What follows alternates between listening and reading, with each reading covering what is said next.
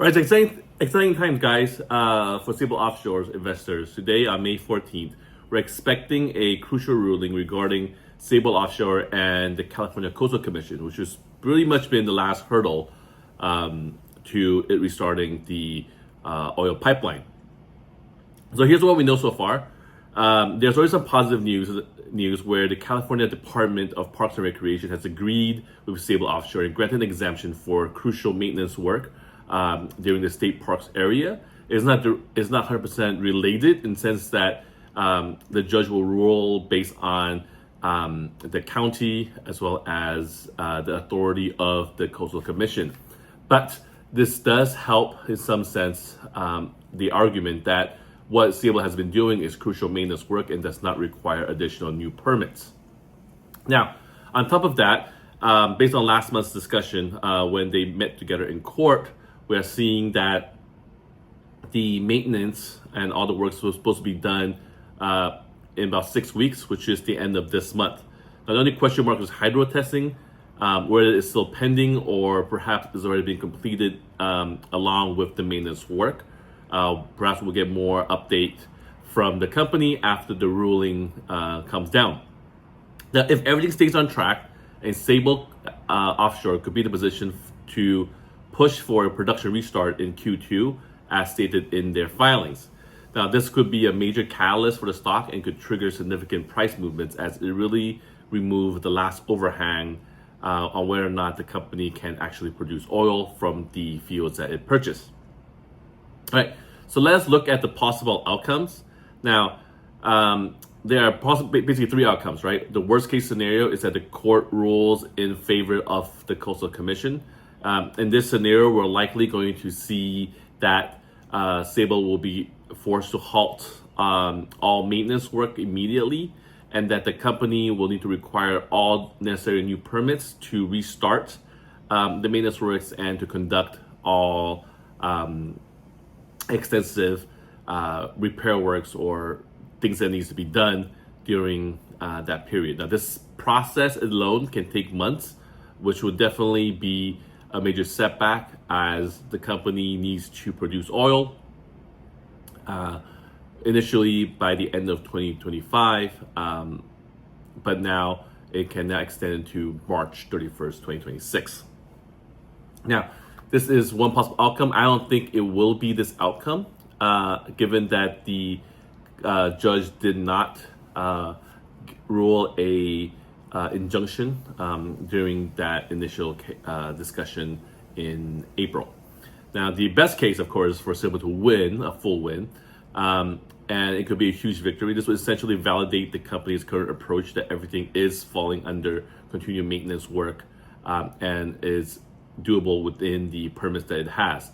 Now, this would expedite the whole timeline significantly, basically keeping the path open for a Q2 production restart.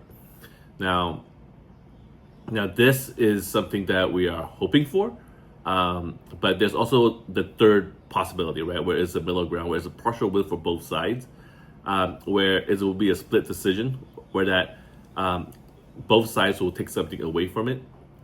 My guess is probably the most likely outcome, where the court might recognize that there's a need for some certain environmental safeguards, while also allowing Sable to continue doing its work, maintaining the pipeline and making all the repair works. They'll also probably ask the two bodies, so Sable as well as the Coastal Commission, to work together to quickly expedite any necessary approvals to not hamper Sable's ability to pump oil as soon as possible. So I think that's the three outcomes that's possible. Now, each of these outcomes will have a different impact to the stock price. From the first one being extremely negative, and you can see a price drop. The best case where it will probably see a significant price action moving up, and a middle ground where things will be a little muted. But depending on how the middle ground is in shifting, it could be a positive catalyst for the stock as well.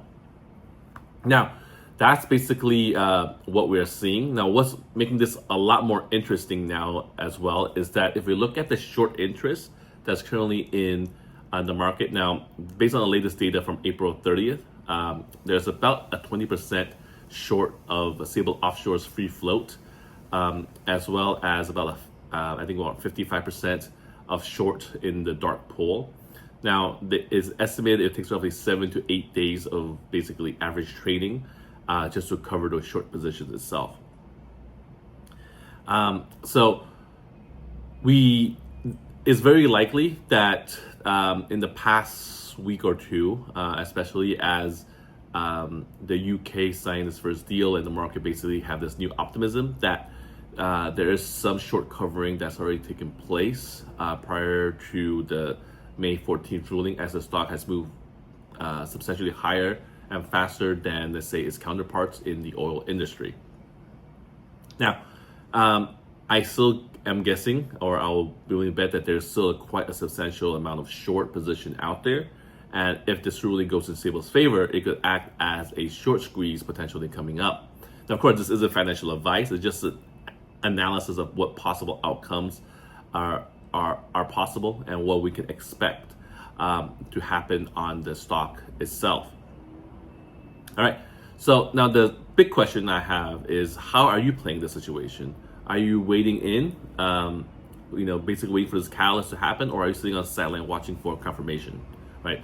If the Sable rulings, if the ruling goes Sable's way, are you going to hold the stock and maybe be diamond hands, or are you looking to take a profit on a quick move upwards? Right, let me know in your thoughts in the comments below. I'd love to hear how you're approaching the situation coming up. Now, if you found this video helpful, don't forget to like and subscribe for more updates. And turn on notifications so that you don't miss the next one. All right, take care, and I hope you're all having a fun time investing.